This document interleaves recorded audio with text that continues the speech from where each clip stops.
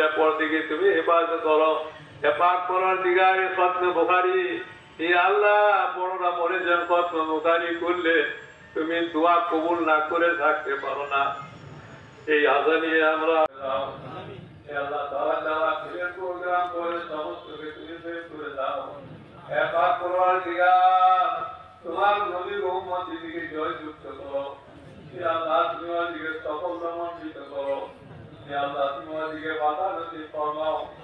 হে আল্লাহ এই খতমে বুখারী যে উদ্দেশ্যকে তুমি পুরো করে দাও। হে আল্লাহ আমরা পাপী গুনাহগার অপরাধী, তার সত্ত্বেও তোমার নবীর এই কালাম। আসসালামু আলাইকুম। সৰ্বপ্ৰথমে মই আমাৰ এই অনুষ্ঠানত যিসকল হাজিৰ আছে উপস্থিত আছে সকলোকে সালাম জনাইছোঁ আৰু শান্তিৰ কাৰণে দোৱা কৰিছোঁ।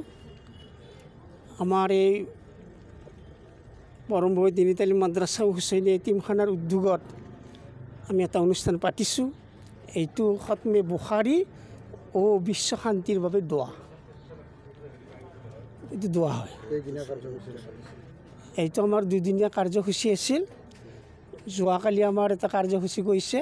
আমাৰ ছাত্ৰসকলৰ ভিতৰত এটা প্ৰতিযোগিতা আছিলে আৰু আমাৰ চাফাই অভিযান আছিলে, বৃক্ষৰোপণৰ অভিযান আছিলে। আমাৰ আজি কাৰ্যসূচী আমাৰ খতমে বুখাৰী ও বিশ্ব শান্তিৰ বাবে দোৱা। খতমে বুখাৰী মানে আচলতে অৰ্থটো কি কৰে? এইটো হ'ল আচলতে আমাৰ ধৰ্মপুথি যিখন আছে কোৰাণ শ্বৰীফ, এইখন আচলতে অকল মুছলমানৰ ধৰ্মপুথি নহয়, বিশ্বৰ মানৱৰ ধৰ্মপুথি। আৰু এই খতমে বুখাৰী শ্বৰীফ মানে হাদিছ, অৰ্থাৎ আমাৰ ৰচুল হজৰত মুহাম্মদ সাল্লাল্লাহু আলাইহি ওয়াসাল্লামৰ মুখৰ বাণী। এইটো বিশ্বৰ মুছলমানৰ বাবে বাণী।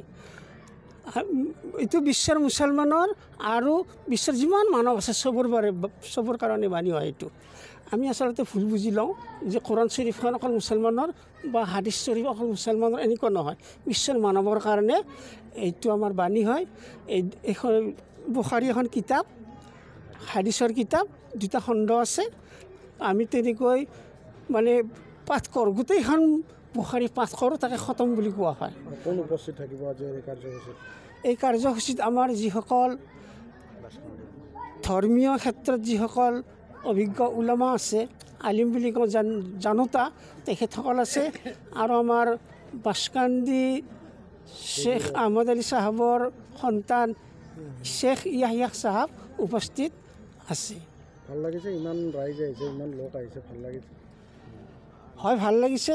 কাৰণ আমি এইটো অনুষ্ঠান এইকাৰণেই পাতিছোঁ যাতে ইয়াৰ জৰিয়তে বিশ্বত শান্তি আহে, আমি সকলো জাতি যাতে মিলিজুলি থাকিব পাৰোঁ। আৰু এখন আমাৰ হাজত এখন এনেকুৱা অনুষ্ঠান হয়, আমি যাতে সকলোৱে মিলিজুলি থাকিব পাৰোঁ, এইটোৱে শিক্ষা দিয়া হয়। ইয়াত বেলেগ শিক্ষা দিয়া নহয়। আমাৰ যাতে এইখন জগতো আমি মানে এইখনতো সুখেৰে থাকিব পাৰোঁ, মৃত্যুৰ পিছতো যাতে আমি সুখেৰে থাকিব পাৰোঁ, এই ব্যৱস্থাই কৰা হয় ইয়াত। ভাল লাগিছে আমাৰ এইটো, মানে কি আমাৰ এইবাৰৰ কাৰণে আমাৰ প্ৰথমবাৰ হৈছে এইটো বুখাৰী খতম। আৰু আগন্তুক দিনতো আমি এইটো প্ৰচেষ্টা চলাই থাকিম বুলি আমি আশা ৰাখিছোঁ। ইছলাম মানে শান্তি, মূলতে ইছলাম। আপোনালোকে দিন ৰাত কষ্ট কৰিছে। আৰু এই বুখাৰী খতমৰ জৰিয়তে আমাৰ তাৰমানে বিশ্ব শান্তিৰ বাবে দোৱা কৰা হৈছে। আৰু ইয়াত সকলো ধৰ্মাৱলম্বী মানুহ, বেলেগ ধৰ্মাৱলম্বী মানুহ আহি পেলাই ইয়াত দোৱাত চামিল হ'ব পাৰে। ইয়াত কোনো ধৰণৰ নাই, বাধা প্ৰদান নাই। আমি যিহেতু বিশ্ব শান্তিৰ কাৰণে দোৱা কৰিছোঁ, সকলো ধৰ্মবাসীৰ কাৰণে ইয়াত দোৱা কৰা হৈছে। হ'ল ইয়াতো এটা বাৰ্তা যাব লাগে যে সৎ কামৰ আদেশ আৰু অসৎ কামৰ নিষেধ, আমাৰ বিন মাৰুফ নহি আনিল মুনকাৰ বুলি কথা আছে। এই বাৰ্তাটোৰ দ্বাৰা আমাৰ তাৰমানে কি গোটেই বিশ্ববাসীত আমাৰ হুজুৰ পাক সাল্লাল্লাহু আলাইহি ওয়াসাল্লাম মুহাম্মদ মুস্তাফা সাল্লাল্লাহু আলাইহি ওয়াসাল্লামে যিটো কৈছে সৎ কামৰ আদেশ আৰু অসৎ কামৰ নিষেধ, সেই বাৰ্তাটোৱে আমাক তাৰমানে কি আজিৰ জৰিয়তে প্ৰকাশ পাইছে।